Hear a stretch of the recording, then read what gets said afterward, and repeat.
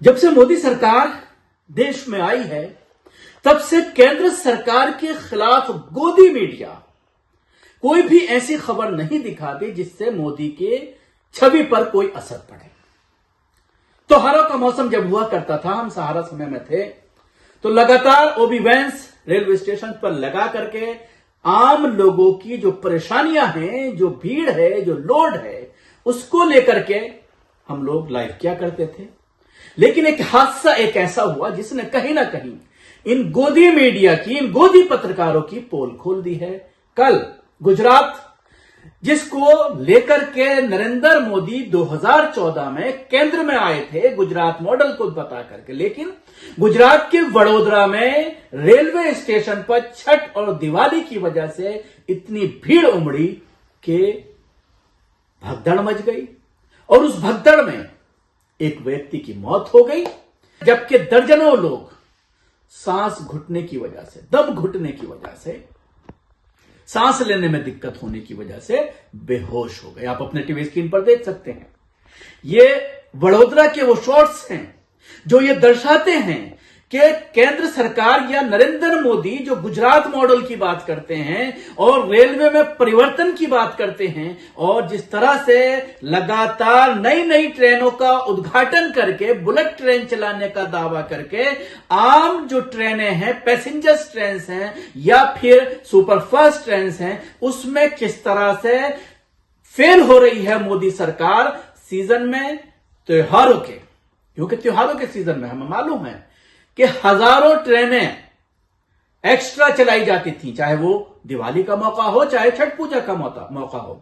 बिहार और उत्तर प्रदेश की तरफ खासतौर से दिवाली और छठ पूजा के मौके पर तमाम पूरे देश से जहां जहां पर भी बिहार और उत्तर प्रदेश के कामगार हैं, खासतौर से बिहार की अगर हम बात करते हैं, क्योंकि छठ पूजा एक ऐसा त्योहार है जिसमें बिहार का कोई भी व्यक्ति कहीं पर भी काम कर रहा है, वो चाहे दिवाली पर ना पहुंचे लेकिन छठ पूजा पर अपने घर वालों के साथ पूजा करना चाहता है, त्योहार मनाना चाहता है। लेकिन ये दृश्य जो आप देख रहे हैं अपने टीवी स्क्रीन पर, इससे आप अंदाजा लगा सकते हैं कि रेलवे किस तरह से अव्यवस्थित है, किस तरह से यहां पर कोई किसी तरह का इंतजाम नहीं किया गया। लाखों की संख्या में लोग जब प्लेटफॉर्म पर पहुंच गए तो पुलिस क्या कर रही थी? पुलिस ने कोई ऐसा मैकेनिज्म क्यों नहीं इस्तेमाल किया जिससे भीड़ एक जगह इकट्ठा ना होती और ट्रेन आने पर भगदड़ ना मचती? अब जाहिर सी बात है, लिमिटेड सीट्स है, जाहिर सी बात है।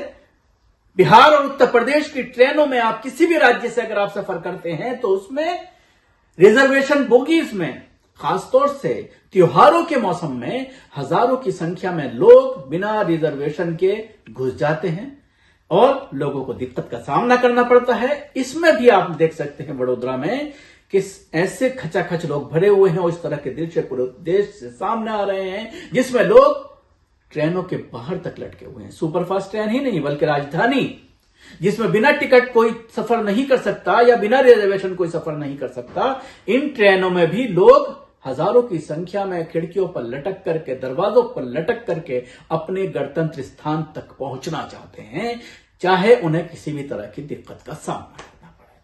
अब सवाल यह खड़ा होता है, इलेक्शन सर पर है, बुजुर्गों को जो रियायत दी जाती थी ट्रेनों में, 50% उनका कंसेशन हुआ करता था, उसको भी कोविड के बहाने से बंद कर दिया, जिसको अभी तक चालू नहीं किया गया। उसके अलावा और बहुत सारे लोगों को कंसेशन दिया जाता था, लेकिन तमाम कंसेशन बंद कर दिए।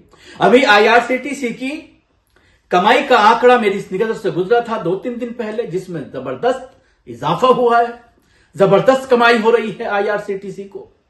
लेकिन रेलवे बेहतर सुविधाएं देने में, बेहतर इंतजाम करने में कहीं ना कहीं विफल साबित हो रहा है। तो अब तो यह देखने वाली बात होगी कि आम लोग, खासतौर से बुजुर्ग जिनका कोटा खत्म कर दिया गया है, वो बुजुर्ग जिनको रियायत मिला करती थी 50% 60 साल से ऊपर होने पर, उसको खत्म कर दिया गया है, तो क्या वो इस तमाम मुद्दों तक पहुंचेंगे। और सबसे बड़ा सवाल है, क्या इस तरह के इश्यूज को गोदी मीडिया क्यों नहीं उठाती? तमाम टीवी चैनल्स इस तरह के इश्यूज को उठा करके मोदी सरकार पर निशाना क्यों नहीं साधते?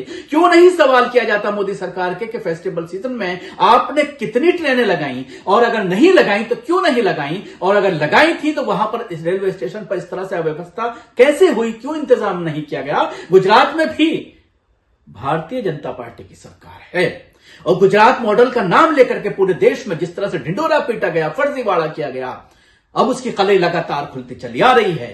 तो जाहिर सी बात है, सवालात बहुत हैं, और जिस तरह से हिंदू मुस्लिम करके इसको बांटने की कोशिश की जा रही है पूरे देश में, इलेक्शन के मौसम में खास तौर से अब राम मंदिर का मुद्दा गरमाया हुआ है। उसके अलावा यक्सा civil code, uniform civil code को लेकर भी लगातार बयानात सामने आ रहे हैं। पुष्कर धामी का आज भी बयान आया है कि हम लागू करेंगे। लेकिन सवाल यही खड़ा होता है, त्योहार किसका है, मर कौन रहा है, परेशान कौन हो रहा है? ये एक बड़ा सवाल है, क्योंकि पॉपुलेशन के हिसाब से अगर देखा जाए 18% मुसलमान हैं। ईद बकरीद पर इस तरह के हालात नहीं होते, लेकिन हिंदू जो 80% हैं, उन्हीं के लिए जब इस तरह की व्यवस्था नहीं हो पाएगी तो किस तरह का हिंदू राष्ट्र का जो दावा करते हैं, हिंदू राष्ट्र की जो मांग करते हैं, उन्हें एक बार फिर से सोचने की जरूरत है। शुक्रिया, आपको हमारी कोशिश कैसी लगी जरूर बताएं। हमारे यूट्यूब चैनल सब्सक्राइब करना ना भूलें, इसके साथ ही बेल आइकन जरूर दबाएं। अगर आप वीडियो फेसबुक पर देख रहे हैं, पेज को लाइक करें, उसके साथ ही फॉलो भी करें। धन्यवाद।